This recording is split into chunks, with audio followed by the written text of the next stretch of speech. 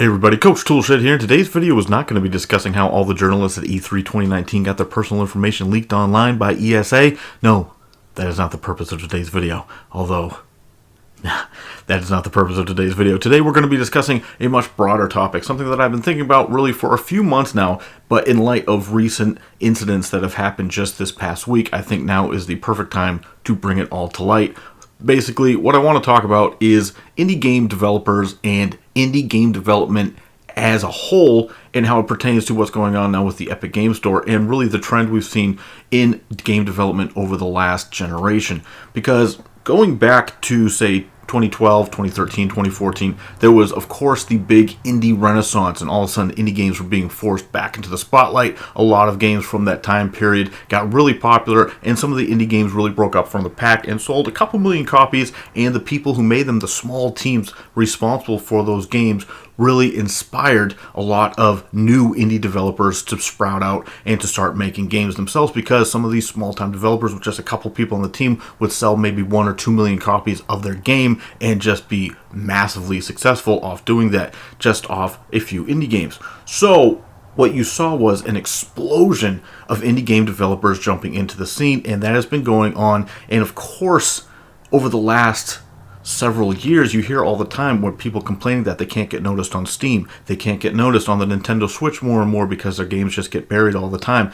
The indie games that tend to break out on Switch and sell a ton of copies are usually games that are already popular on PC or maybe the PS4, and then when they get ported to the Switch, they sell a ton of copies. But usually the games that are breaking out on the Switch are games that already have some bit of notoriety in the marketplace as it stands already. And of course, on the PlayStation 4, indie games are becoming less and less relevant. Sony has said that themselves.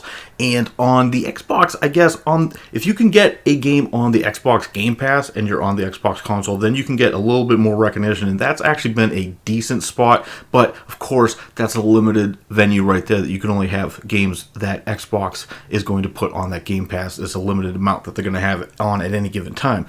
So when it comes to the PC platform, especially, you hear all the time indie developers complaining that they can't get noticed on Steam. They put their games up, and then just within the first day, they're going to get buried unless they have a game that really stands out from the pack.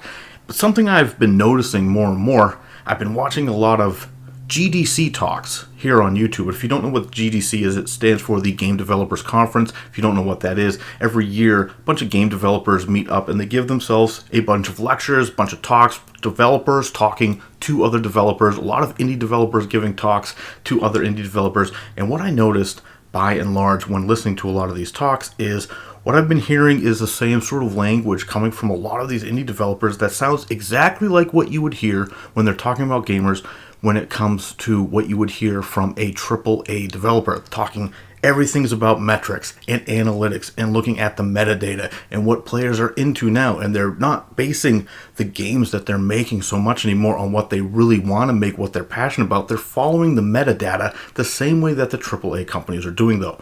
Now, not all indie developers are doing this, but in watching these talks, what I've seen is it seems like an overwhelming majority of them are following this path, and they seem to have a lot of problems. You'll get a lot of talks given from people who will go up and be like, look, I've been making games for 10 years, I've been making games for 13 years, and I don't have any hits, I have not been successful, here's some mistakes that I've made. But what they continue to hammer home is a lot of them just keep trying to chase trends, and a lot of them, they just want to look at the Steam sales data and say, what's selling now? Well, that's the sort of game that I'll make next, not realizing that the market shifts so quickly that by the time they get their game finished and done, the genres that were popular a year, 2 years, 3 years before, they're just not popular anymore, and people have moved on. That's why you're seeing now you still have this glut of, say, 2D side-scrollers coming into the market when we've been getting a lot of those for a lot of years. So now that is a genre that is really kind of moving on. The indie 2D platformer, sure, you still got some good ones that come out here and there,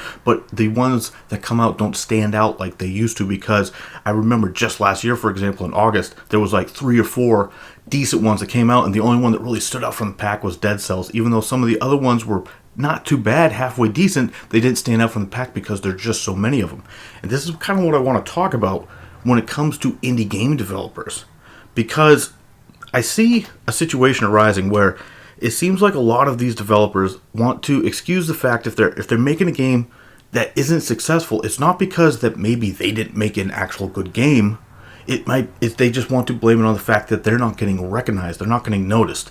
And that is one of the key features and one of the key reasons why some of these developers are jumping to the Epic Game Store. It's not just the cut of the money that they want, it's the exposure that they want. And there's something I want to talk about here, which is something that indie developers just don't seem to understand, or they don't realize this, or if they do realize it, they just want to choose to ignore it because they think that they're somehow special and that they have a special game that they're making that's going to break it from the pack. But the fact of the matter is that when you jump into indie game development and you just want to work with like a 1 or 2 person team and make a game, there's not any room in the market for new indie developers. And that seems to go over a lot of people's heads. They just think that, oh, I just need the exposure. Well, everyone needs that exposure. And not all these games are going to succeed. And a lot of people seem to think that their game is a special game that would, of course, be destined to succeed if only it got the exposure that it needed. That's the only thing standing in its way. Now, how does this pertain to the Epic Game Store? Well, I want to go back to when the game store itself got rebooted and officially launched in its current iteration back in December of last year.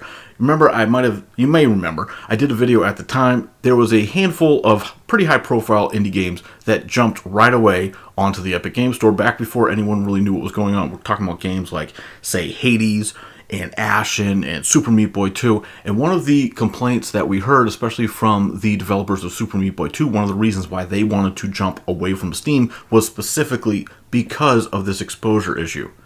But now as time has gone by, we've seen more and more of these games. And of course, I mean, the list of games that have jumped onto the Epic Store exclusivity list just continues to grow. It seems like at this point, it's like every single week you get at least one game that gets announced. Now, it might not be quite that bad, but just sit here, I was just coming up with a list off the top of my head, and I was coming up with Outer Wilds, Metro Exodus, Hades, Ashen, Shenmue 3, Zombie Army 4, Phoenix Point, Super Meat Boy 2, Satisfactory, World War Z, The Sinking City, Outer Worlds, Observation, and of course, this new game, the game that is causing all of the controversy over this last couple days, the game called Ooblets, which I have to admit I had never once heard of in my entire life before this controversy going on around the game.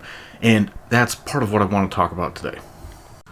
Now, I'm not going to sit here and bore you and read you off every single part of the blog post and break it all down. There's a lot of videos. If you don't know exactly what I'm talking about, there was another Epic Game Store announcement just over the last couple days here from a very small indie dev that has no other games under their belt. The only game that they have is this one that has now been picked up by the Epic Game Store. And if you don't know, the developers put out a blog post making the announcement that was incredibly condescending towards pretty much anyone who is not a fan of the Epic Game Store. Not just people that weren't fans of their game, but it was pretty much a blanket condemnation of anyone who has a problem with downloading and playing games on the Epic Game Store. Now, the developers have tried to play this off like it was just a joke. However, different messages and posts that they've made on their own Discord and different things that have been going around the internet, some of them have been faked, some of them are real, but a lot of the posts that they've made subsequently since then have pretty much proven that no, this is not a joke as much as they want to try to admit, or as much as they want to try to claim that it is a joke. It's really not a joke. The way that one of the developers in particular has been acting makes it pretty clear that he thinks that anyone that disagrees with him is the old standby, you're entitled, you are toxic, you are an entitled toxic gamer, you're a man baby, you're a crybaby. Anyone who disagrees with me is a crybaby. And the notion that this is a joke has been being perpetuated a lot by people in the media and of course other small indie developers who are quick to rally around this guy, tell him, hey, way to go, way to give these gamers a black eye. You see a lot of the cheering on Twitter going on, and when you look at who it is cheering, a lot of times it's these small-time indie developers. And I have a message for these developers that are busy cheering this guy on in what is a blatantly condescending post towards pretty much any gamers who disagree with the Epic Game Store and what's going on there. And the problem is that when you're cheering him on, what you don't seem to be realizing is all you're doing is cheering on the further erosion of trust that's been going on in the industry between gamers and the indie gaming scene. Because what I've been seeing over this past year has kind of proven to me something that I've been pondering over the last couple of years especially, is that maybe indie developers don't deserve the utmost trust that we as gamers put into them. Maybe they don't deserve the benefit of the doubt over AAA developers, because it seems to me that whenever one of these developers gets offered the money, they will do whatever it takes to get that money, and it doesn't matter. They will do the same anti-consumer moves that the big companies will do. And I see a lot of people apologizing for this, and they'll get mad at the Division 2, they'll get mad at Borderlands 3, to a lesser extent a AA or maybe a mid-tier game like Metro Exodus. They'll get mad at stuff like that because those are bigger games that are going to sell a lot of copies regardless of where they are.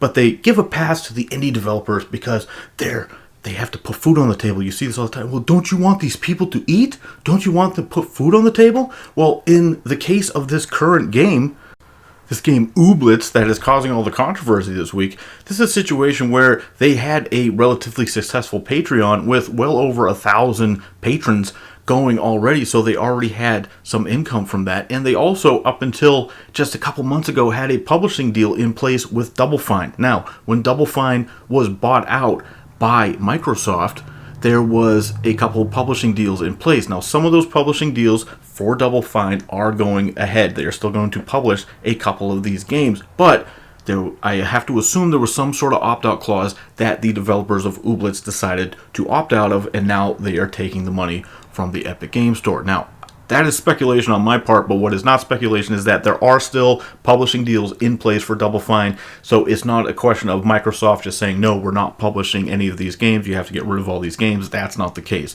It is a case of just this one developer here who somehow broke ties. We don't know exactly how the ties got broken. That's speculation, but like I said, there are other publishing deals with Double Fine that are still going forward. So what you have here is a game that has been being developed, that has been fan supported. It was being crowdfunded, and now you have people that are getting all upset, and rightfully so, because they are being demeaned and they are being degraded. They're being talked down to by the same people that they have been paying their bills for the last couple of years. And that's what it is. When you're donating to these small development teams, that's just one or two people. It's not like you're developing to a Kickstarter with, say, a studio that has maybe 20 people in it. That's more of a business structure environment. People can get fired. People can get hired. They're going to pull different people in to work on the game, and the makeup of the team might change over time. But when you're donating to one of these one or two person teams, you're not really funding the game development. You're basically paying their bills directly for them. You're giving them money to pay their rent, to buy their groceries directly. And so now, when this studio takes the money and they come out and they just start rubbing it in people's faces, and when people say, well, what about the people that have been supporting you on Patreon? And the developers have the audacity to straight up tell them, yeah, well, you can keep donating if you want, but we don't need your money anymore because we got this deal. That is just spitting in people's faces. Just straight up spitting in people's faces. And I'm not even going to get into the fact that he tried to go down the same old checklist of terrible excuses in favor of the Epic Game Store, which is it's the funny thing about it. I mentioned this in the video a couple months ago. It seems like every single time one of these developers takes the deal, they have to go and just tell you how great the Epic Game Store is and why they had to take the deal. And a lot of times, it doesn't go just with the money. They have to tell you every single reason why the Epic Game Store, they had to take the deal. And what's funny is, a lot of times, they don't actually tell you what's good about the Epic Game Store. Instead, they turn it to what's bad about Steam. Because they know that they can't actually talk about anything that's good about the Epic Game Store, except that they got buckets of cash from them. They instead have to try to act like Steam is the bad guy, Steam's the boogeyman. They can never just come out and be like, oh yeah, we just took the cash and we don't really care about you as gamers, because clearly they don't. Clearly they don't. And I see the notion being kicked around all the time that it's just, and the developer himself uses this too, but you see it from games journalists like Jason Schreier and all these other people. It's a vocal minority of people that have a problem with the Epic Game Store. It's just a vocal minority of people. And when you say, no, well, look at all the comment threads, it's overwhelmingly negative against the Epic Game Store. They still try to be, oh, that's just a vocal minority. You see, there's hundreds of millions of gamers, and it's just, thousands of people commenting negatively. So you see, that's only like 1% of people that complain. And when people try to use this sort of specious logic, what they seem to forget is, no, people who are aware of the topic overwhelmingly are against the Epic Game Store. It's not, oh, only 1% of people think this way, just because those are the people that are knowledgeable about the subject. Again, I have to bring this to light. When you're talking about gamers, you're talking about an enthusiast group. So just because people aren't complaining about something en masse, that doesn't mean that the people who aren't complaining are automatically on your side. But everyone seems to think that. The people who aren't saying anything, they're definitely on the side. They're anti-gamer too, just like me. That's what the media seems to think. That anyone who's not saying anything is on their side of the argument. And anyone complaining about anything that's done with bad business practices or anti-consumer practices, that's just a vocal minority of angry, entitled gamers complaining. And it's just ridiculous. Because you won't see an overwhelming reaction to, it is one-sided for sure in any forum, any column you go into, any YouTube channel you go into, even on places like Reset Era and in the Kotaku's comment sections, you will see it's overwhelmingly negative. So when the media tries to sit here and spin this narrative that is just a few negative Nancys that are angry about the Epic Game Store, that is sheer and utter nonsense. Anyone who knows anything about the topic, by and large, it is easily 80-20, 90-10 negative against the store. So don't let people try to fool you with this vocal minority bullcrap, because that's exactly what it is. It's bullcrap. Oh, and also as a quick aside, Jason Schreier, in light of all this, has been totally losing his mind on Twitter this weekend. First off, he's getting mad at anyone who uses the term consumer to describe themselves in regards to the Epic Game Store. He says that, oh, how could you refer to yourself the same way that Andrew Wilson refers to you? That's how EA thinks about you as a consumer. No, that is what people consider themselves when they're part of a consumer group, Jason. See, we're all consumers of something. You're a consumer, I'm a consumer. I think the reason why Jason Schreier and people like him don't like to refer to us as consumers, they want to refer to us as gamers. Because when they refer to us as gamers, they can sort of write us off and act like we're not actually part of a consumer group. That is the real reason. He wants to block it out in his head that we're actually a consumer group that is constantly getting dumped on by the very industry that needs our money to survive.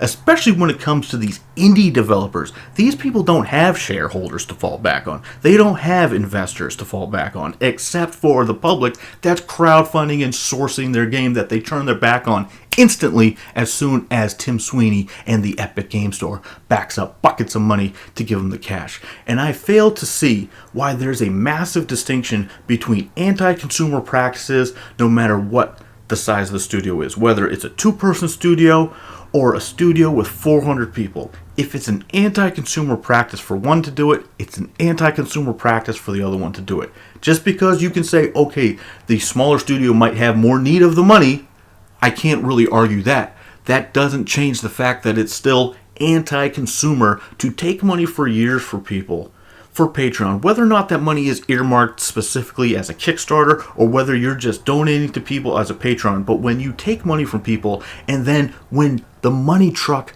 comes your way and you get buckets of money dumped on your head, you just turn around and start spitting in people's faces. Boom, spit in your face. Boom, Patreon, don't care, spit in your face. They're banning people from their subreddit. They're locking down their subreddit. I mean, this is just disgusting.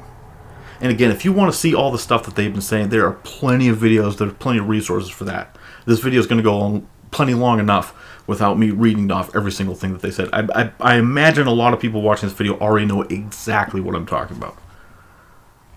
But the fact of the matter is this. In my opinion, we need to, as gamers, as consumers, sorry, Jason, as consumers, I think we have to start realizing the fact that when it comes to any form of game development, including now indie game developments, I think we have to realize that we just can't take any of these people at face value anymore. There's very few companies that we can listen to. Even indie developers, like the people who are making Zombie Army 4, which I mentioned earlier, they just earlier this year were making comments about how they wouldn't want to take an exclusive. They want to get their game out into as many people's hands as possible. And then the second that the money was offered to them, they're like, oh, no, we're taking the money. And again, I've seen the argument. The only compelling argument that people have at all is the fact that these indie developers need the money. And that, I will admit, that is a strong and powerful argument. But you still have to take into fact, strip away everything else and just realize the fact you're still making an anti-consumer move. So I still can't sit there. I'm not going to applaud any indie developer for taking this cash from the Epic Game Store. They know what the public feels about the Epic Game Store. They know, at the very least, a big contingent of people don't want anything to do with it. They know it's going to cause a backlash, which is why this guy from Ooblets, from the name of the studio is Glumberland, if you weren't aware of who it is that I'm talking about.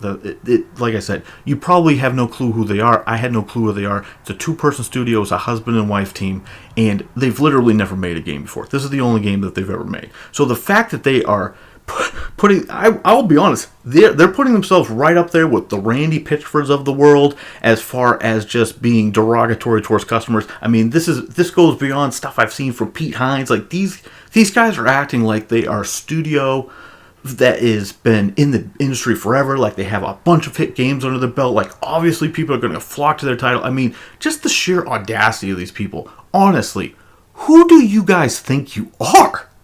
You're nobody in this industry. You're one more indie developer added on the pile of hundreds and thousands more just like you, making indie games, trying to get noticed on the PC platform. So congratulations. I hope that you take this money and you invest it wisely, because I don't think anyone's going to support you next time. I don't think you're going to get a lot of patrons supporting your next project when they see that you turn around and spit venom into the vases of people who tried to support you for years for this project, which I gotta be honest, I don't know who was supporting this project to begin with, because it doesn't look like anything I would touch with a 10-foot pole. It looks like a game that a kindergartner would look at and be like, this looks like a baby game. I don't know who's into this game. If you're into it, great. I hope you have a family with little kids that you're going to play this game with, but I don't know. That's besides the point. My point is this. These guys just sealed their own fate for the future. I hope the check from Epic was worth it, because nobody's going to want to support you in the future. Anyone who wants to buy your game now, I don't understand it.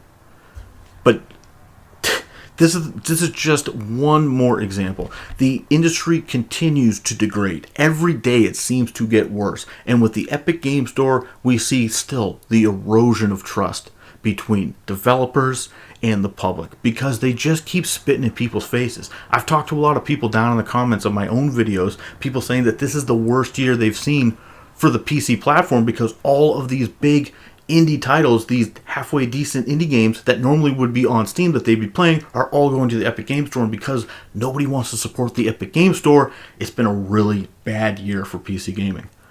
And these developers keep want to throw it in people's face and act like the public is entitled, saying, you're not entitled to get our game on the platform you want. Well, you're missing the point. And I've done many videos about this before. This is the attitude that the game developers totally miss. They forget what customers are. They forget that they're making a product they're supposed to be selling. They're not making something that the public has to support, has to go out of their way to defend. No. It's your job to get the public on your side. Not push them away, not antagonize us like we're the bad guys. We're the ones waving a cash around, wanting to give it to deserving games. But instead, we're entitled. It's always the bad gamers. It's the terrible gamers. We're so toxic. It's every day the industry is getting worse. Every day with this nonsense. The wedge between developers and gamers is getting bigger every day, and the media is helping to push it right along. They love it. And when Tim Sweeney gets asked about this stuff on Twitter, and he says, yeah, I looked at what they said, and I think it's awesome. Tim Sweeney, for the record, thinks it's awesome when the people he's signing to have exclusive deals on his platform go off on fans and make fun of them and act like fans are the biggest jerks on the planet. So all you're doing, Tim Sweeney, is ensuring that I will never touch anything that has Epic's name on it ever again. I'm not installing your games on any platform. I'm never installing your launcher, and I'm not going to support these stupid developers that just want to rub it in people's faces. If they just want to be selfish and take the money because it's best for their pockets and they want to have the anti-consumer, short-term approach of getting the fans upset, knowingly getting the fans upset, and then rubbing it in their faces, I'm not supporting them. And Tim Sweeney is going to go down in history as one of the biggest trolls in gaming of all time, because he just keeps making himself look like a giant ass on Twitter. But that's a story for another day. This video has gone on far long enough. There's other stuff I wanted to discuss. I'm probably going to have to put it into a separate video. And yeah, that's just going to have to wait for another day. Anyway, that's it for me, Coach Toolshed. I'll talk to you guys later. Let me know what you guys think down in the comments below. Please subscribe if you want to stay in tune with the channel headed forward. And as always, keep it turned to 11.